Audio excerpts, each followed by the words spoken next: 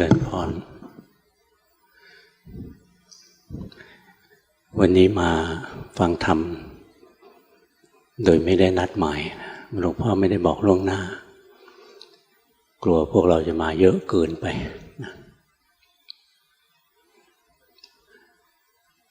วันนี้วันอาสาฬหบูชา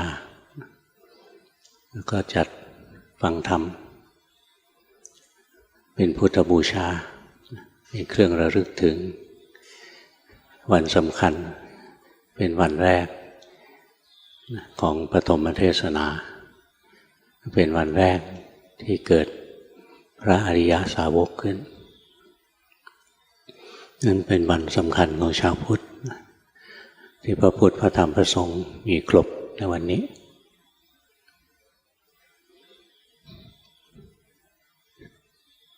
ธรรมะกันแรกของพระพุทธเจ้านะท่านสอนนักปฏิบัติสอนสำหรับนักปฏิบัติท่านสอนปัญจวัคคีย์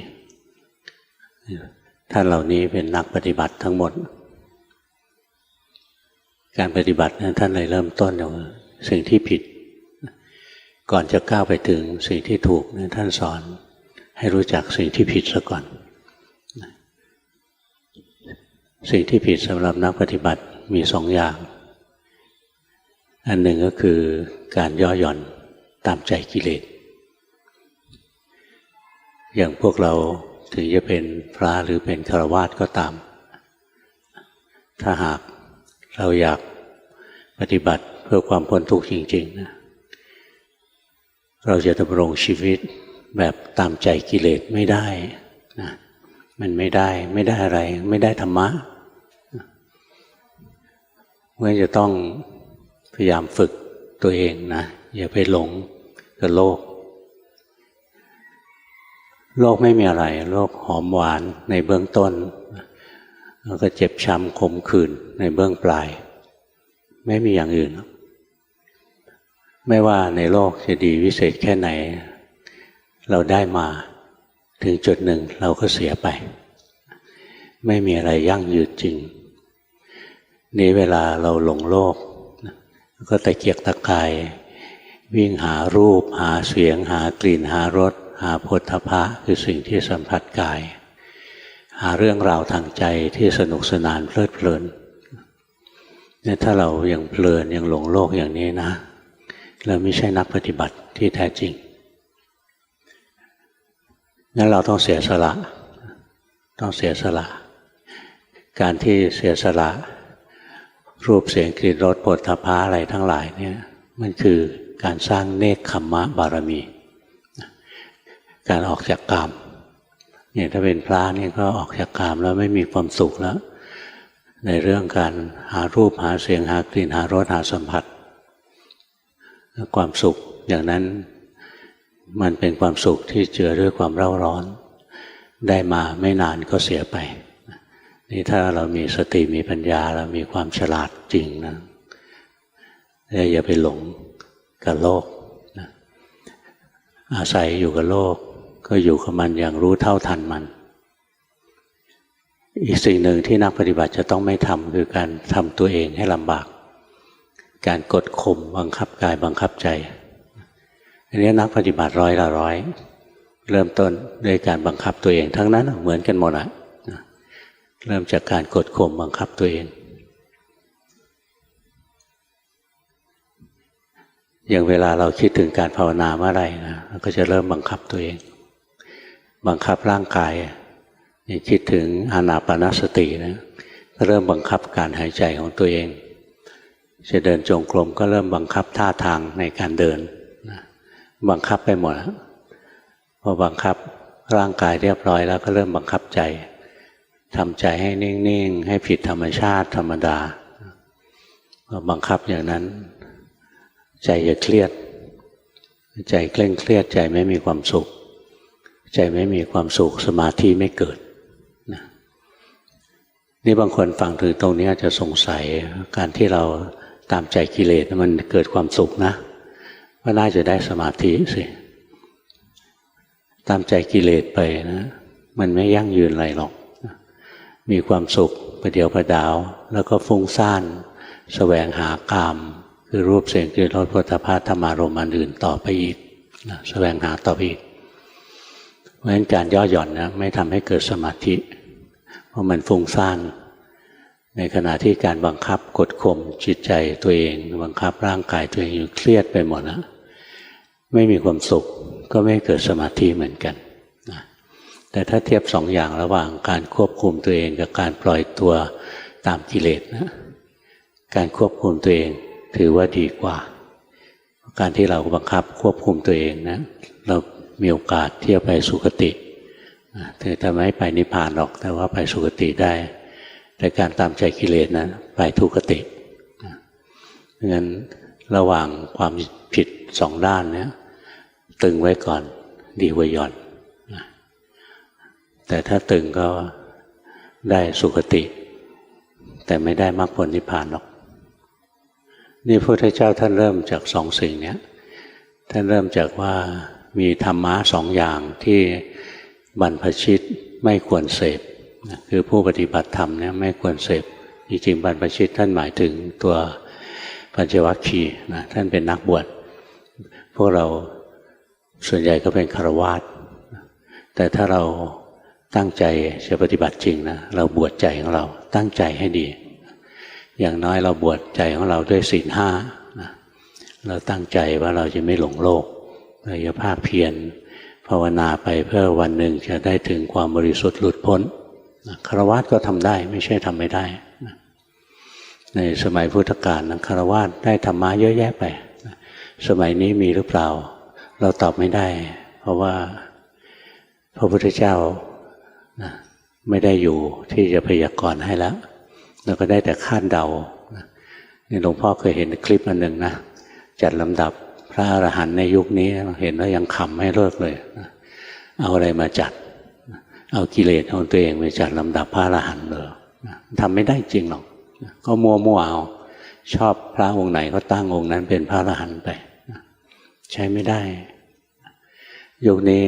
ไม่มีใครชี้ขาดนะ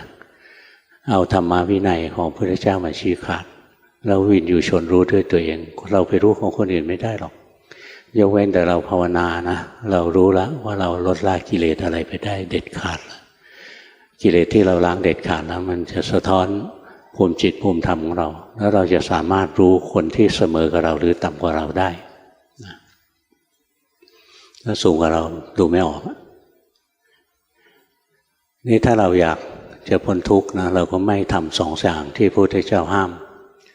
แล้วมาทำสิ่งที่พระพุทธเจ้าสอนให้ทำคือการเจริญอริยมรรคอริยมรรคมีหนึ่งเดียวนะก็คืออริยมรรคแต่มีองค์ประกอบ8ประการเราชอบเรียกแบบมรรคง่ายว่ามรรค8มรรค8มรรคนั้นเป็นหนึ่งนะแต่มีองค์ประกอบ8ประการพระพุทธเจ้าแสดงอริยมรรคนะมีองค์ประกอบ8ประการให้ปัญจวัคคีย์ฟังเริ่มต้นท่านสอนเรื่องสัมมาทิฏฐิสัมมาทิฏฐิคือความรู้ถูกความเห็นถูกนะเพราะฉะนั้นก่อนที่จะลงมือปฏิบัติเพื่อความพ้นทุกข์จริงๆต้องรู้ถูกเห็นถูกก่อนรู้ทฤษฎีก่อนคำว่าสัมมาทิฏฐิแปลว่าทฤษฎีที่ถูกต้องคำว่าทิฏฐิเป็นภาษาบาลีภาษาสันสกฤตใช้คำว่าทฤษฎีเราจะใช้ภาษาไทยเนี่ยเราใช้ทั้งคำว่าทิฏฐิทั้งคำว่าทฤษฎีที่ตัวสัมมาทิฏฐิก็คือทฤษฎีที่ถูกต้องท่านสอนอะไรท่านสอนบอกว่าเราต้องรู้ทุกข์สิ่งที่เรียกว่าทุกข์ก็คือรูปนามกายใจให้รู้ทุกข์รู้รูปรู้นามรู้กายรู้ใจของเรานี้แหละเมื่อเรารู้ทุกข์แล้วต่อไปจะเห็นความจริงของทุกข์ว่าตัวรูปนามกายใจเนี่ยเป็นของไม่เที่ยงเป็นทุกข์ไม่ใช่ตัวตนที่แท้จริงมีอยู่เพราะมีเหตุหมดไปเพราะเหตุมันหมดไปจะเป็นอย่างนี้งั้นเราต้องรู้ว่างานที่เราจะต้องทำเนี่ยคืองานรู้ทุกข์ถ้ารู้ทุกข์แจ่มแจ้งเมื่อไหร่จะละสมุทัยอัตโนมัติละสมุทัยเมื่อไหร่จะแจ้งนิโรธคือพระนิพพานอัตโนมัติในขณะที่แจ้งนิโรธแจ้งนิพพานในขณะที่รู้ทุกข์ละสมุทัยนะ อริยมรรคจะเกิดขึ้นนะเป็นการเจริญมรรคงั้นกิจทั้งสี่ของอริยสัจเนี่ยเราสามารถทำให้จบได้ในขณะจิตเดียวถ้าเมื่อไหร่รู้ทุกข์เมื่อนั้นละสมุทัยเมื่อไหร่ละสมุทัยเมื่อนั้นแจ้งนิโรธเมื่อไหร่แจ้งนิโรธเมื่อนั้นเกิดอริยมรรคงั้นท่านสอนอย่างนี้ให้รู้ทุกข์สิ่งที่เรียกว่าทุกข์ไม่ใช่อกหักรักคุดเป็นทุกข์ไม่ใช่ตกงานเป็นทุกข์นะคำว่าทุกข์ในที่นี้เขาเรียกทุกขสัจทุกขสัจไม่ใช่ทุกขเวทนาเจ็บป่วยปวดโน่นปวดนี่อันนั้นทุกขเวทนาทุกขสัจก็คือสิ่งที่เรียกว่ารูปธรรมนามธรรมขันธ์ห้าของเรานี่แหละเรียกว่าทุกขสัจตัวทุกขสัจนะตัวขันธ์ห้าเพราะฉะนั้นหน้าที่ของเราถ้าเราอยากรู้แจ้งแทงตลอดในธรรมะเราก็ต้องมาเรียนรู้ทุกข์วิธีเรียนรู้ทุกข์นั่นแหละเรียกว่าการเจริญวิปัสสนากรรมฐานนี่พอเรารู้แล้วว่าเราจะต้องรู้ทุกข์คือเรียนรู้ความจริงของรูปนามกายใจนะเราก็พัฒนาตัวเองต่อไปพอเรารู้ถูกแล้วเนี่ยเวลาเราคิดเราจะคิดถูกเพราะฉะนั้นสัมมาทิฏฐิสัมมาทิฏฐิเบื้องต้นเนี่ยเป็นสัมมาทิฏฐิในภาคปริยัตินะอย่างเราฟังหลวงพ่อเทศเนี่ยเป็นสัมมาทิฏฐิในภาคปริยัติพอเราเรียนรู้ทฤษฎีที่ถูกแล้วนะเวลาเราคิดอะไรเรามีสติกำกับใจของเราไว้นะเวลาเราจะคิดอะไรมีสติกำกับใจไว้คนทั่วไปมันจะเป็นเราคิดนี่ถ้าเราเคยฟังธรรมมาแล้วมันจะไม่ใช่เราคิดมันจะเป็นเหตุขันธ์ห้ามันคิดนะตัวนามธรรมนะมันคิดตัวใจมันคิดเนี่ยรู้อย่างนี้ว่าใจมันเป็นตัวคิดคอยรู้เท่าทันใจของตัวเองไปนะงั้นเวลาความคิดเกิดขึ้นนะมันจะคิดถูกนะมันจะคิดด้วยความมีสติไม่ใช่คิดด้วยราคะไม่ใช่คิดด้วยโทสะไม่ได้คิดด้วยโมหะการคิดด้วยราคะนะเรียกว่ามีกามวิตกนะกามวิตกคิดไปด้วยราคะถ้าคิดด้วยโทสะเรียกพยาบาทวิตกถ้าคิดด้วยโมหะเรียกว่าวิหิงสาวิตกงั้นการคิดถูกเรียกว่าสัมมาสังกัปปะนะคิดโดยไม่มีกิเลสเจือปนไม่ได้คิดตามอำนาจของราคะโทสะโมหะนะแต่คิดไปด้วยสติสัมปชัญญะคอยดูแลรักษาใจเรางั้นเวลาพวกเราจะเริ่มปฏิบัติเนี่ยเริ่มตั้งแต่สังเกตใจตัวเองนะใจมันช่างคิดไม่ห้ามใจจะคิดก็ให้ใจคิดไปแต่พอใจมันคิดแล้วเนี่ยมันคิดด้วยราคะให้เรารู้ทันมันคิดด้วยโทสะให้เรารู้ทันมันคิดด้วยโมหะความหลงผิดให้เรารู้ทันนะงั้นเวลาเรามีความเห็นถูกเรามีความคิดถูกแล้วเนี่ยคำพูดของเรามันจะถูกนะพอเรามีความเห็นถูกมีความคิดถูกคำพูดของเราก็จะถูกงั้นพอเรามีสัมมาทิฏฐิสัมมาสังกัปปะแล้วเนี่ยสัมมาวาจาก็จะเกิดขึ้นแต่เดิมเวลาคิดผิดนะเวลาเห็นผิดคิดผิดไม่จะพูดผิดพูดทีไรมันก็เป็นกูพูดทุกทีนะแล้วก็พูดเจือด้วยราคะโทสะโมหะนะงั้นจุดสำคัญเนี่ยอยู่ที่การดูแลจิตใจของเรามีสติรู้เท่าทันจิตใจของเราถ้าเรามีสติรู้เท่าทันจิตใจของเราเวลาจิตใจเราหลงผิดเกิดความเห็นผิดขึ้นมาว่ามีตัวเราจริงๆก็รู้ทันมันเข้าไปเวลามันคิดผิดนะก็รู้ทันมันเข้าไปแล้วเวลามันจะพูดอยู่ๆมันพูดไม่ได้คำพูดมันมาจากความคิดอีกทีหนึ่งนะถ้าความคิดถูกคำพูดก็ถูกถ้าหากความเห็นก็ถูกความคิดก็ถูกคำพูดก็ถูกการกระทำของเราก็จะถูกงั้นสัมมากัมมันตะก็จะเกิดขึ้นนะงั้นมันเริ่มมาจากเนี่ยมีสัมมาทิฏฐินะเราก็พัฒนามีสติคุ้มครองดูแลจิตไปนะก็จะเกิดความคิดถูกนะมีเห็นถูกคิดถูกคำพูดถูกการกระทำของเราก็จะถูกเพราะอะไรการกระทำของเราทางร่างกายเนี่ยจิตเป็นคนสั่งให้ทำนะนี้เวลาจิตมันสั่งให้ทำเนี่ยมันก็เป็นคำพูดในใจของเราขึ้นมาเวลาจิตมันคิดมันเป็นคำพูดในใจนะ นี่คำพูดในใจเราก็มีสติรู้เท่าทันนะอย่าว่าแต่คำพูดที่ออกจากปากเลยคำพูดในใจเรายังถูกต้องเลยนะเพราะฉะนั้นการกระทำทั้งหลายเนี่ยมันทำมาเพราะใจสั่งมันก็จะกระทำที่ถูกต้องการกระทำที่ถูกต้องจะทำไม่ผิดศีลห้านั่นแหละนะถ้าทำผิดศีลห้าเป็นการกระทำที่ไม่ถูกต้องเป็นการกระทำที่เบียดเบียนตัวเองเบียดเบียนผู้อื่นนะงั้นเวลาเราทำผิดศีลเนี่ยมันคือการเบียดเบียนตัวเองเบียดเบียนผู้อื่นใช้ไม่ได้ถ้าความเห็นเราถูกความคิดเราถูกคำพูดเราถูกการกระทำเราถูกสัมมาอาชีวะคือการเลี้ยงชีวิตก็จะถูกไปด้วยนะมันทำผิดไม่ได้เลี้ยงชีวิตผิดไม่ได้อย่างพวกเราบางคนยังทำงานอย่างสมมติทำบ่อเลี้ยงกุ้งเลี้ยงปลาอะไรเนี้ยนะเพราะเราแต่เดิมเราคิดว่าดีรวยนะนี่ต่อมาเรารู้เราได้ฟังธรรมเรารู้ว่าอย่างนี้ยังเป็นวิชาชีวะนะเลี้ยงสัตว์เพื่อให้เขาไปฆ่าพอเรารู้ถูกนะเราก็มีความเห็นถูกแล้วนะแล้วความคิดของเราก็ถูกทำยังไงมันจะเลิกได้นะก็ค่อยๆคิดหาวิธีนะในสุดการทำมาหากินของเราก็สะอาดหมดจดมากขึ้นนะก็ดีขึ้นเรื่อยๆนี่อาศัยสมาธิในเบื้องต้นจากการฟังธรรมะก็รู้ว่าเราจะต้องคอยระแวดระวังไม่ให้กิเลสครอบงำใจเรานะความคิดก็ถูกนะคำพูดก็ถูกการกระทำก็ถูกการเลี้ยงชีวิตก็ถูกนี่เรามีพื้นฐานที่ดีสำหรับการปฏิบัติแล้วนะต่อไปสิ่งที่จะเกิดขึ้นนะก็คือความเพียรที่จะลดละกิเลสความเพียรที่จะเจริญกุศลมันจะเกิดขึ้นโดยอัตโนมัติเพราะเรารู้ว่าอะไรถูกอะไรผิดแล้วนะเราก็จะไม่อยากทำสิ่งที่ผิดเราอยากทำสิ่งที่ถูก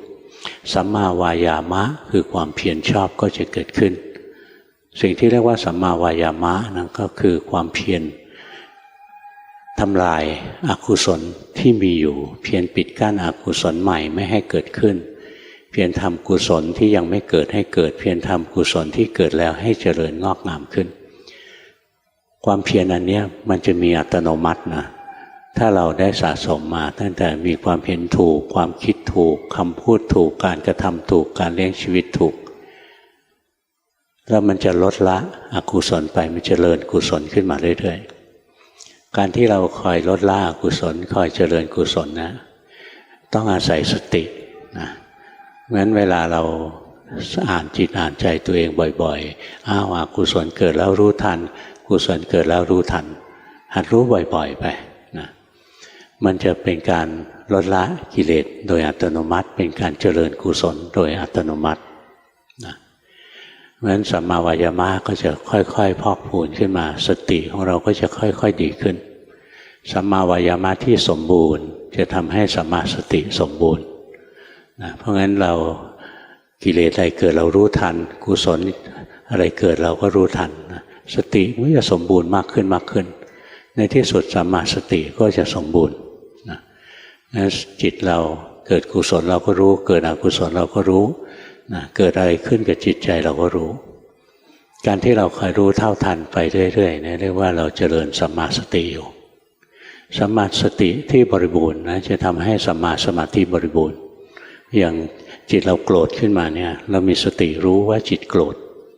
ทันทีที่รู้ว่าจิตโกรธนะสติเกิดแล้วนะทันทีที่สติเกิดความโกรธจะดับอัตโนมัติจิตจะดีดตัวผางตั้งมั่นขึ้นมาเป็นผู้รู้นะจิตจะทรงสมาธิที่ถูกต้องขึ้นโดยอัตโนมัติ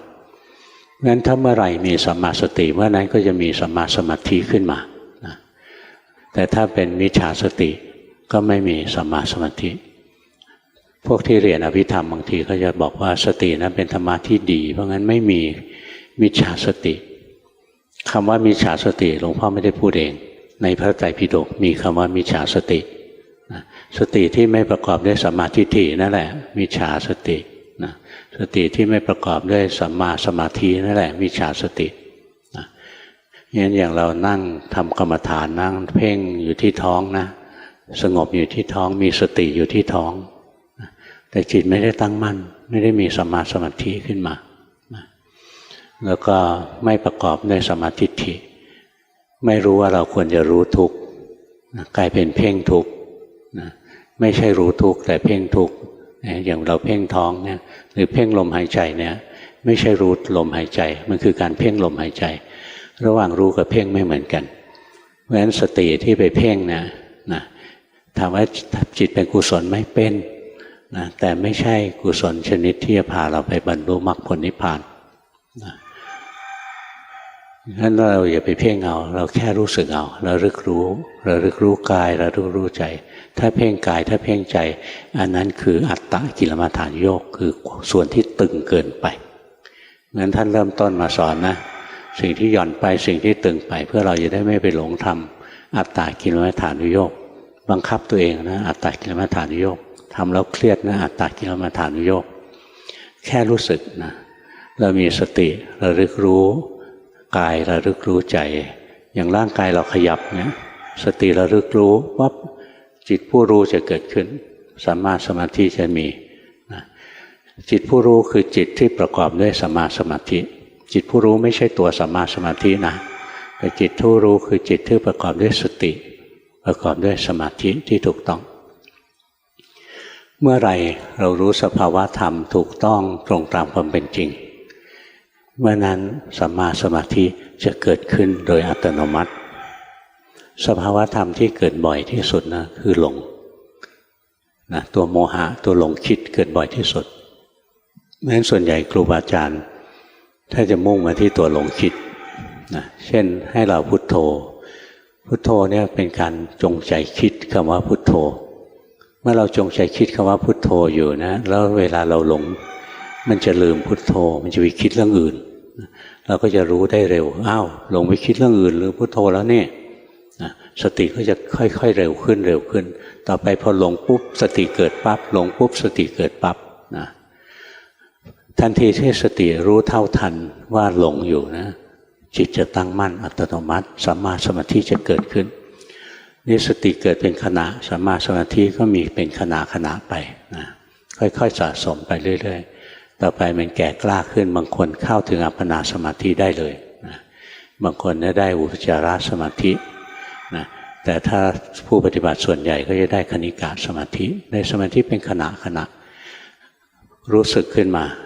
รู้เท่าทันสภาวะแล้วก็รู้สึกตัวขึ้นมาอยู่ชั่วขณะหลงให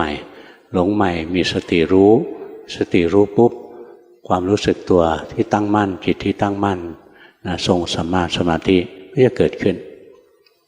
งั้นตัวสัมมาสมาธิมันจะมีได้มันต้องมีสัมมาสติที่ถูกต้องสัมมาสติจะมีได้ต้องมีสัมมาวายามะสัมมาวายามะจะมีได้นะก็ต้องมีสัมมาอาชีวะสัมมาอาชีวะจะมีได้ก็ต้องมีสัมมากัมมันตะสัมมากัมมันตะจะมีได้ก็ต้องมีสัมมาวาจาสัมมาวาจาจะมีได้ก็ต้องมีสัมมาสังกัปปะการคิดถูกไม่ได้คิดไปตามอำนาจกิเลสสัมมาสังกัปปะจะมีได้นะเราต้องมีสัมมาทิฏฐิมีทฤษฎีที่ถูกว่าต่อไปนี้เราจะเรียนรู้เท่าทันโดยเฉพาะการรู้เท่าทันจิตใจตนเองนะถ้ามีกิเลสเรารู้ทันไปนะแล้วสุดท้ายนะสิ่งที่เราได้คือตัวสัมมาสมาธิพระพุทธเจ้าท่านสอนบอกสัมมาสมาธิเนี่ยเป็นภาชนะนะเป็นภาชนะที่รองรับองค์มรรคทั้งเจ็ดนะเป็นที่ประชุมขององค์มรรคทั้งเจ็ดเหมือนเป็นภาชนะนะเป็นที่รวมเครื่องแกงเจ็ดอย่างอยู่ด้วยกันนะงั้นองค์มรรคทั้งเจ็ดเนี่ยจะรวมเข้าด้วยกันเมื่อเรามีสัมมาสมาธินะสัมมาสมาธิเป็นที่ประชุมขององค์มรรคที่เหลือนะคนโบราณเลยสร้างสัญลักษณ์ขึ้นมาเป็นรูปพระนาคปกพระนาคปกเป็นพระนั่งสมาธินะเป็นอยู่ตรงกลางข้างบนมีเสียนนาคต้องมี7เสียนนะก็คือองค์มรรค7องค์ตั้งแต่สัมมาทิฏฐิสัมมาสังกัปปะสัมมาวาจาสัมมากัมมันตะสัมมาอาชีวะสัมมาวายามะสัมมาสตินี่คือหัวของนาค7หัวนะแล้วก็สัมมาสมาธิอยู่ตรงกลางเป็นที่รวมนะนาคมี7หัวแต่มีคออันเดียวใช่ไหมรวมลงมาที่องค์พระนะนี่คือสัญลักษณ์สอนเรื่องอริยมรรคมีองค์8นะไม่ใช่วาดปั้นขึ้นมาส่งเดชนะเข เขาปั้นด้วยเหตุด้วยผลภูมิปัญญาของคนรุ่นหลังมันไม่พอคิดถึงว่าพญานาคมาแผ่พังพานกันพระพุทธเจ้าไม่ให้ถูกฝนพญานาคก็คือองค์มรรคทั้ง7นั่นเองนะกันสัมมาสมาธิเนี่ยไม่ให้ถูกรบกวนด้วยกิเลสฝนก็คือตัวกิเลสนั่นแหละนะที่มารบกวนจิตใจของเราให้กระชอกไปกระชอกมาเมื่อเรามีสัมมาสมาธิที่เกิดขึ้นแล้วนะประกอบด้วยองค์มรรคที่เหลือแล้วเนี่ยอริยมรรคจะเกิดขึ้นมรรคทั้งหลายที่หลวงพ่อพูดมาตั้งแต่ต้นเนี่ยยังไม่ใช่อริยมรรคแต่เป็นมรรคเบื้องต้นเรียกว่าบุพภาคมรรคเป็นเบื้องต้นแห่งอริยมรรคเวลาที่อริยมรรคเกิดขึ้นนะมันเกิดจากการที่เรารู้ทุกข์ละสมุทัยแจ้งนิโรธนะและเกิดอริยมรรคขึ้นในขณะจิตเดียวนะเกิดในขณะจิตเดียวด้วยกำลังของสัมมาสมาธิงั้นบางคนบอกไม่สนใจเรื่องสมาธินี่อาภัพที่สุดเลยนะไม่สนใจเรื่องสมาธิมี2แบบหนึ่งไม่ทำสมาธิเลยก็จะเจริญปัญญาเลยไม่มีสมาธิที่ถูกต้องเจริญให้ตายไปก็ไม่มีได้อะไรขึ้นมานะอริยมรรคไม่เกิดได้แต่มิจฉาทิฏฐินะว่ากูเก่งนะอีกพวกหนึ่งทำสมาธิแต่ไปทำมิจฉาสมาธิเพ่งจิตให้นิ่งๆให้สงบนะให้เคลิ้มให้เห็นโน่นให้เห็นนี่มิจฉาสมาธิไม่ทำให้เกิดอริยมรรคนะต้องเป็นสัมมาสมาธิเท่านั้นถึงจะทำให้เกิดอริยมรรคนะเพราะฉะนั้นบางคนไม่เอาสมาธิเลยก็ใช้ไม่ได้บางคนเอาสมาธินะฝึกสมาธิแต่ฝึกมิจฉาฝึกเพ่งเพ่งไปเรื่อยๆก็ใช้อะไรไม่ได้ตัวสมาธิเนี่ยหลวงพ่อเล่นมาแต่เด็กตั้งแต่7 ขวบนี่ฝึกหายใจเข้าหายใจออกนะพุทโธแต่แรกหายใจเข้าพูดหายใจออกโธนับ1หายใจเข้าพูดหายใจออกโธนับ2นับไปเรื่อยๆพอจิตมันเริ่มสงบนะการนับหายไปเหลือแต่หายใจเข้าพูดหายใจออกโธพอสงบมากขึ้นพุทโธหายไปเหลือแต่หายใจพอสงบมากขึ้นลมหายใจหายไปกลายเป็นแสงสว่างเป็นนิมิตแสงสว่างนี่เราไม่มีสัมมาทิฏฐิไม่มีทฤษฎีชี้นำที่ถูกแทนที่เราจะน้อมสมาธิกลับเข้ามาเรียนรู้รูปนามกายใจขันธ์5นะกับปล่อยใจตามแสงสว่างออกไปเที่ยวสวรรค์ไปดูเทวดาไปดูโน่นไปดูนี่นะไม่ได้ดูรูปนามเพราะงั้นไม่มีทางที่จะเกิดอริยมรรคเลยเป็นความหลงผิดของจิตค่อยฝึกไปเรื่อยๆแล้ววันหนึ่งสติปัญญามันเตือนหลวงพ่อนะว่าออกข้างนอกนะมันน่าจะไม่ถูกหรอก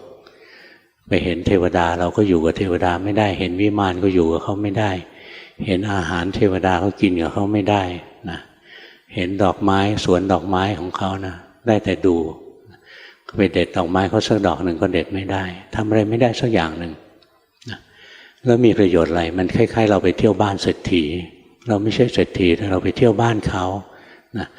ยิ่งตอกย้ำความอนาถาของตัวเองเข้าไปอีกแล้วก็ยังคิดนะว่าออกไปแล้วไปเจอเทวดายังไม่กลัวนะถ้าไปเจอผีนะกลัวว่าใจไปเที่ยวนรกงั้นหลวงพ่อพยายามเพิ่มสติขึ้นเวลาหายใจนะพอใจมันสว่างว่างสว่างแล้วเนี่ยจะไม่ปล่อยให้ใจเคลิ้มจะรักษาสติคุ้มครองรักษาจิตอยู่ตลอดสายของการปฏิบัติเลยในที่สุดนะ